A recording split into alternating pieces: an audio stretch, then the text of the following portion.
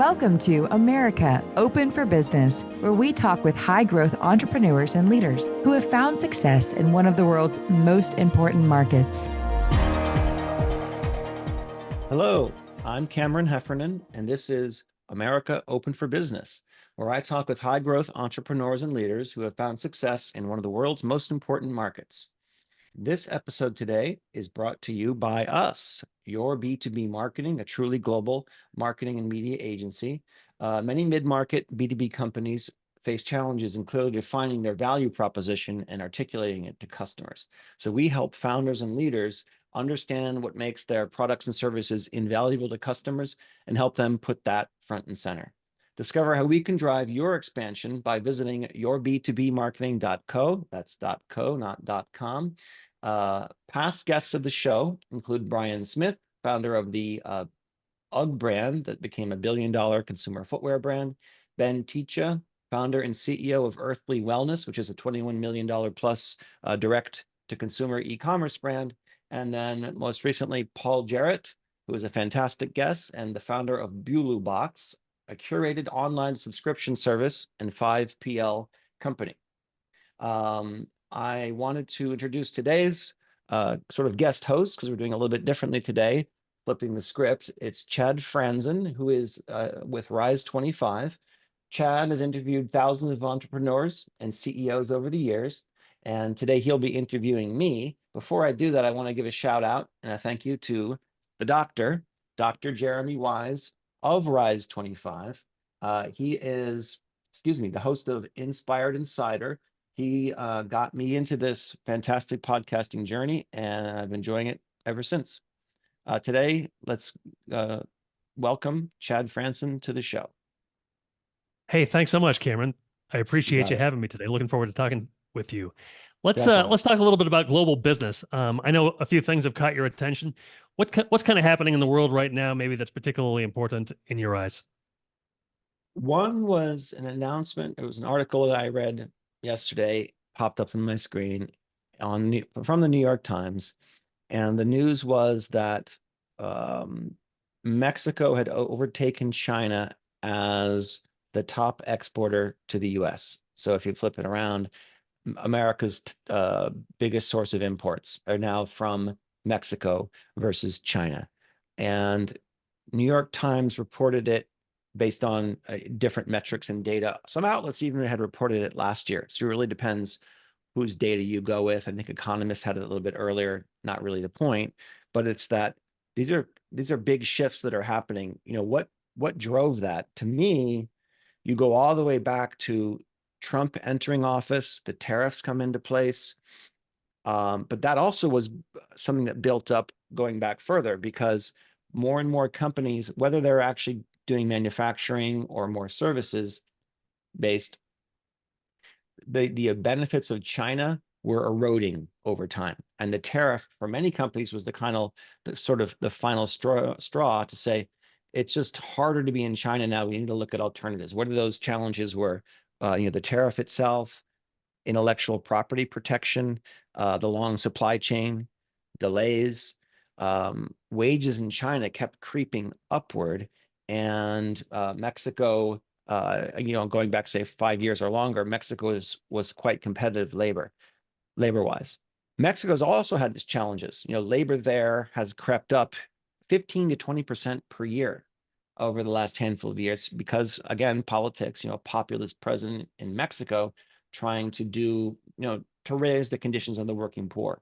So oftentimes these seismic shifts at a geopolitical level take some time to play out and trickle down, but, ultimately lead to differences in where our goods are produced.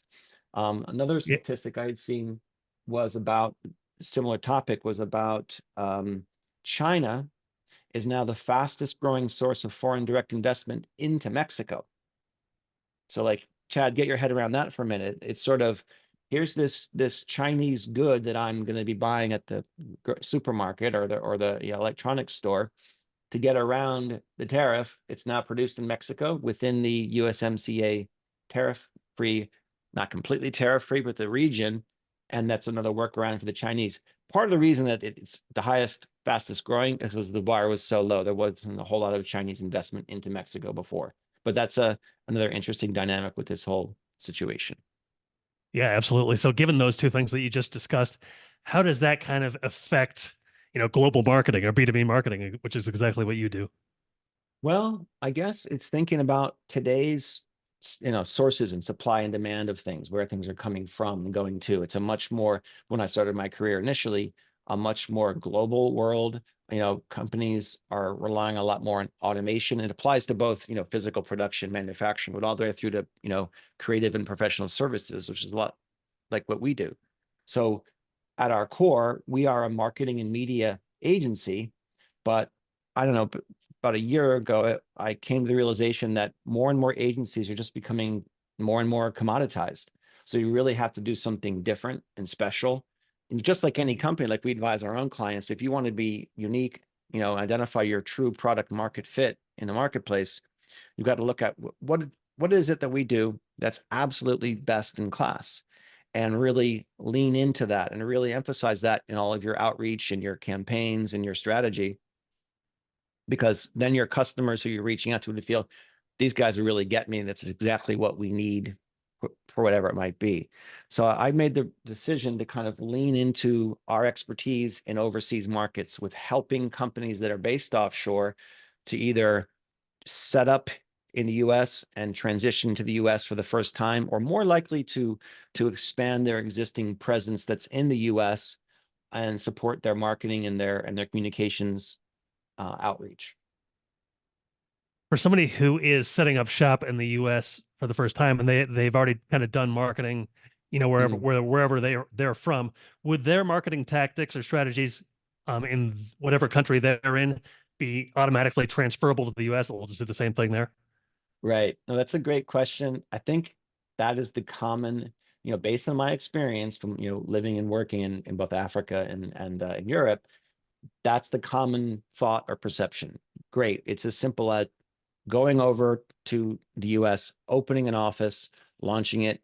You pick a place where somebody would want to live as an expat. You make the move from, let's just pick on one region of Europe, the Benelux region.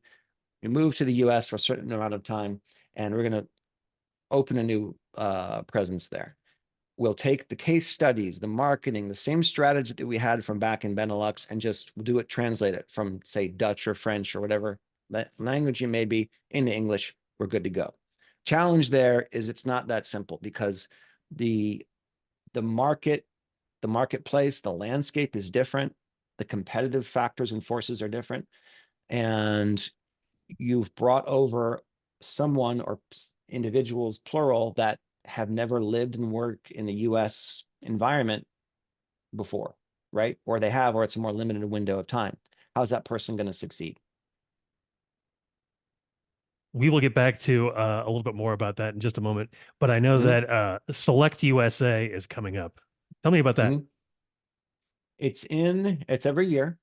It's put on by, I believe it's Department of Commerce, but it's put on in the May to June timeframe every year in the Maryland or DC area. And it is, I would consider it a foreign direct investment showcase. In fact, the name of this podcast, America Open for Business, is sort of inspired by that concept. Why is it important to be here, right? Yes, one of the world's most important markets, and growing and expanding has a lot of advantages, the US market. China's also a big market that's growing and expanding. India is also a big market that's growing and expanding, but they're not as globally integrated, and they're not as strategically important from a worldwide perspective as the US. And I'm not saying the others are not important. Of course they are, but US, if you want to grow your brand, your presence, and your company, you really need to think about, how are we going to get there? How are we going to succeed there?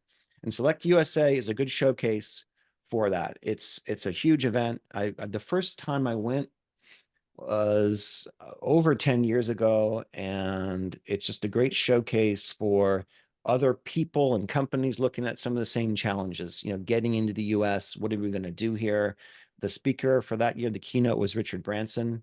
Fantastic. Just told his story of origin about Virgin Airways and how he started the airline. There was a bunch of people stranded They were doing a vacation in the Virgin Islands and the flight was canceled. And this light bulb clicked and they had this realization, there's a whole plane of people here that are going to be stuck and miss their holiday. Put together a charter and the airline was born. And I think that's a lot of the spirit that's at that show, a lot of the spirit that's in this very podcast. There's an opportunity there. There is, that's to me what business is all about, particularly small business, is there's a problem or a challenge. We have that solution. And what we're trying to focus on is companies that by virtue of their presence in another geographical market or location could bring it to the US, could import it here and have an advantage in place, okay? Examples might be, you know, in Europe, the aviation aerospace business, you know, the Airbus is a conglomerate, got a lot of funding from EU governments. The US government and Boeing aren't crazy about those advantages. They want to have a level playing field, but there is an advantage to that Airbus consortium of how they're funded and how they're built and put together. Another example could be the way European governments have funded industries where they have a big head start, renewables, sustainability, anything to do with wind turbines, not so much solar panels, those all come from China, but this whole renewables and sustainable ecosystem got a huge advantage over there. Why not look at the US market as an opportunity for that technology and that head start and bring it here to leverage? So the Select USA conference is a great way to come here, sort of get your feet wet, understand what the opportunities are, and see what your next step would be. Plus, you've got people from all over the world literally looking at, there are providers that are focusing on the actual soft landing, you know, getting yourself set up as a company, compliance, all that stuff, in addition to what we do, which is the marketing strategy and the focus on the identifying our, you know, unique selling points as a company. In terms of foreign direct investment, what are some different entities doing to encourage that or discourage that, or, you know, how do they handle that? Yeah. I wouldn't touch the discourage part. We did that for a different discussion, but I would say what, you know, different entities do a lot of different things. And I would credit in particular the way the Europeans have done it. And I think we did it in this country differently and probably better maybe a decade ago or longer. And again, here we've got not just one system for doing things, 50. So each state is going to have its own approach, focus, strategy. There's two that I'll point out just because I know them because I'm here in the Midwest now. You've got Jobs Ohio. Jobs Ohio traditionally will have a presence and a booth at Select USA in addition to other events, and the equivalent in Illinois as well, because I understand the importance of being there, to be at, you know, having a presence at an event like this where companies are coming in, bringing technologies and approaches from overseas to look at the US market. Should we go consider Illinois to set up our operations? Should we look at the different parts of Ohio? And the Midwest in particular has a decent advantage, well situated logistically, a little bit more affordable cost of living and ability to leverage labor for that and different talent. So that's how it would work from our side. Then you'd have the equivalent from, say, let's use Europe again, these EDO, economic development officers from all across the world that would come and have a presence at Select USA or any kind of other event like that to showcase what's possible for a Belgian company coming to the US, or flip it around, let's bring some foreign direct investment into Belgium. That would be probably a different event, but the Select USA focuses inward, FDI, foreign direct investment into the US. And again, state by state. We were talking a little bit about kind of how you interact with clients and things like that. Let's talk a little bit more about that in your process. So when you first start working with a client, how do you handle that? Do you just start doing marketing stuff for them, or what happens there when you first start working with a client? Yeah, that's a good question. I think that is the knee-jerk reaction or concept of we're doing this initiative. We're launching a new product. Let's pick something, a solar-powered battery. Okay, well, we need to go to this show. We need to go to that event. We need to get ourselves in Cabela's. We need to get an online e-commerce site up and running quickly. All those things are important, but they're a little further down the road, I think, because those are also the exciting, fun things that you want to do. You're thinking about all the ideas. Let's get on Kickstarter. Let's look at partnerships we need to be aware of.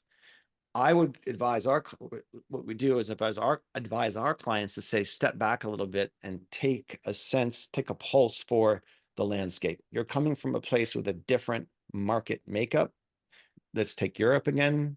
Some of my friends will kill me, but whatever the number is, 22 member states. Let's use that as the number right now. 22 EU member states, each is a different market. Okay. The things you're thinking about there initially are localization. We're going to publish this. We got to translate it to all these different languages. Those elements don't necessarily exist here. So the things you're focusing on first are different. So what we would do with a new client is to encourage them and sometimes insist we will only work this way, which is, let's start first with what we call a brand positioning exercise. It's usually ideally in person, a 2-day sort of workshop where we go through very detailed sort of process, asking them a whole bunch of questions. You know, want to think about it as like a focus group for your executive team or a focus group for your company. Some marketing consultants and firms think of this as a positioning exercise. Where are you in relation to the market? So there is a really well-known positioning expert named April Dunford, has a whole book and a consulting program on this approach. Often she uses consumer examples because they're most tangible. One is when the Starbucks product came to life, it's now called Cake Pop, right?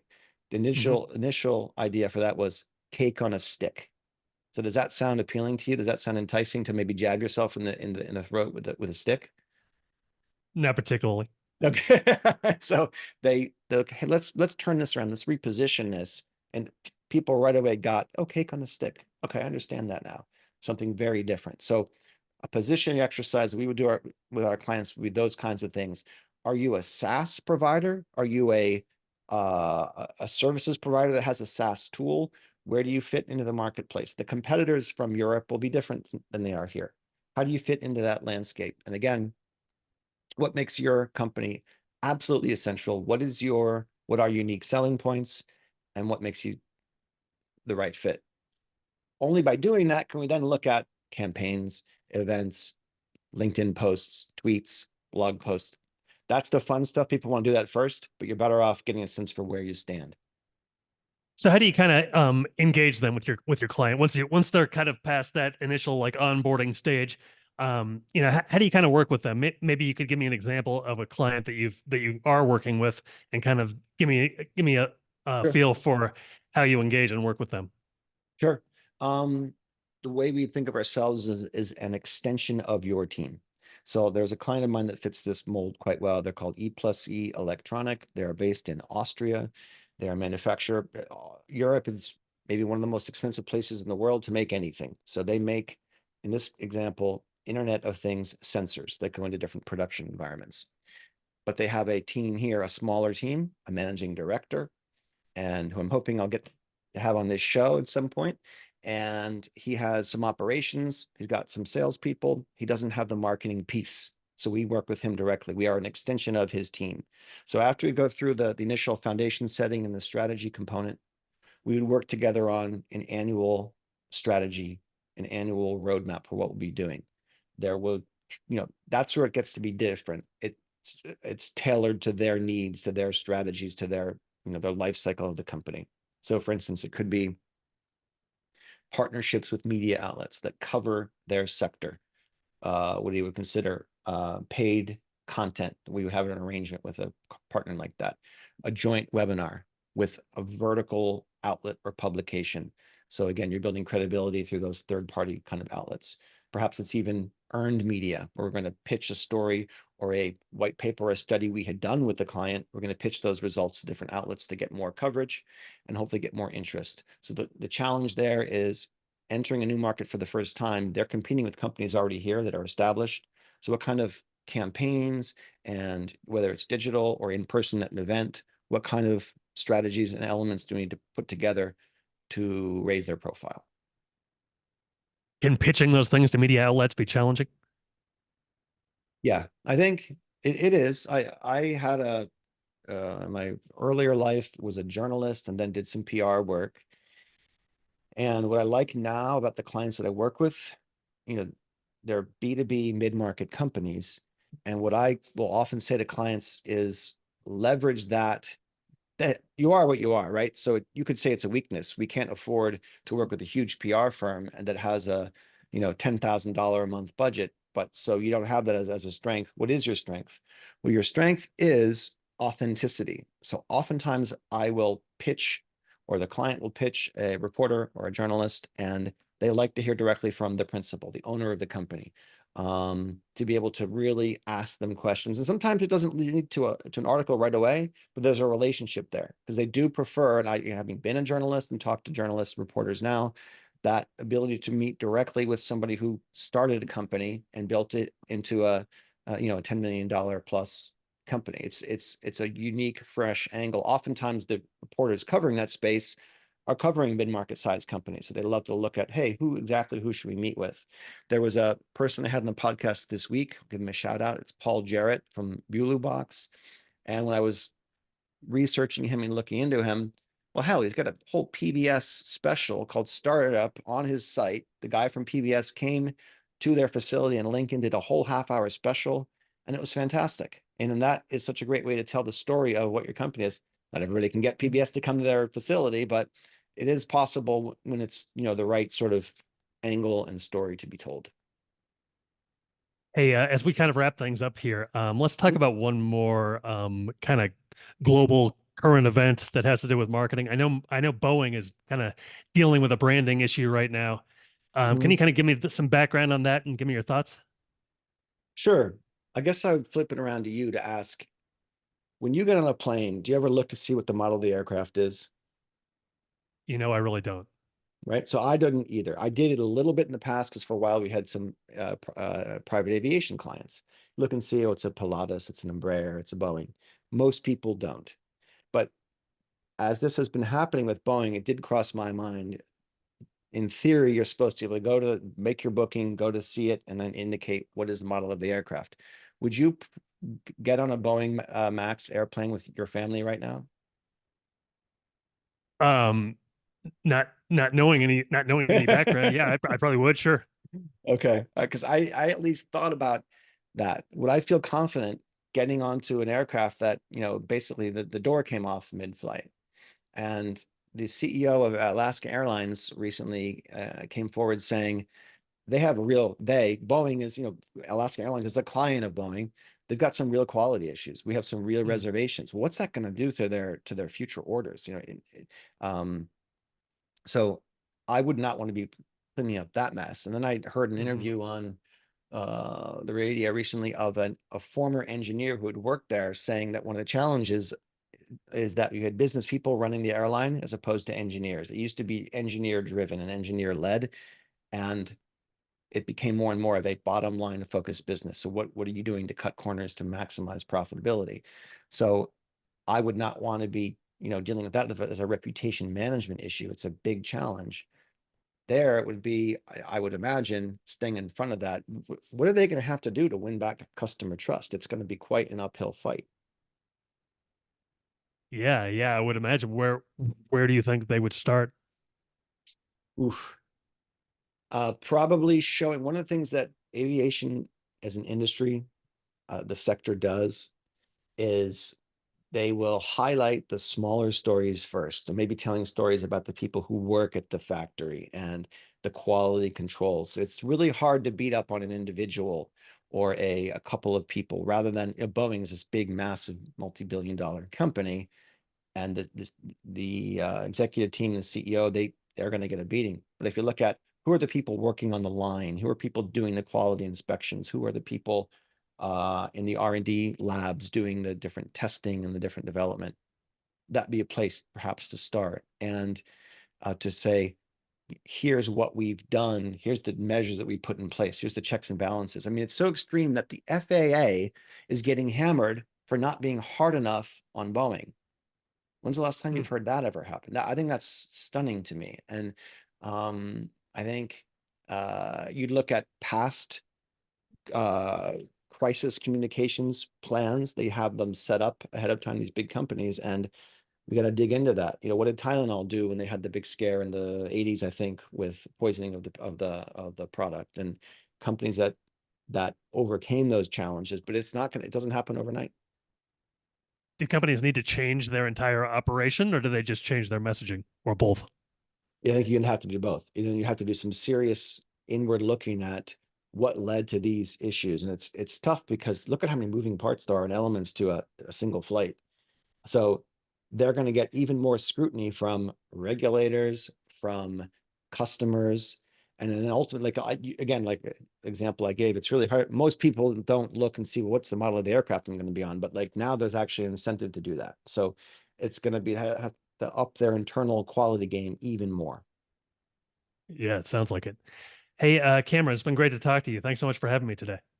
Oh, wow. Thanks to you, Chad, for the questions. I really appreciate it. This has been America Open for Business. Oh, sorry. What were you going to say? No, I'm handing it over to you. Okay. All right. Thanks. This has been America Open for Business. Chad, I really appreciate your time. Great questions. And I invite people to subscribe and join us for the next episode. And thank you very much for listening. So long, everybody. Thanks for listening to the America Open for Business podcast. We'll see you again next time, and be sure to click subscribe to get future episodes.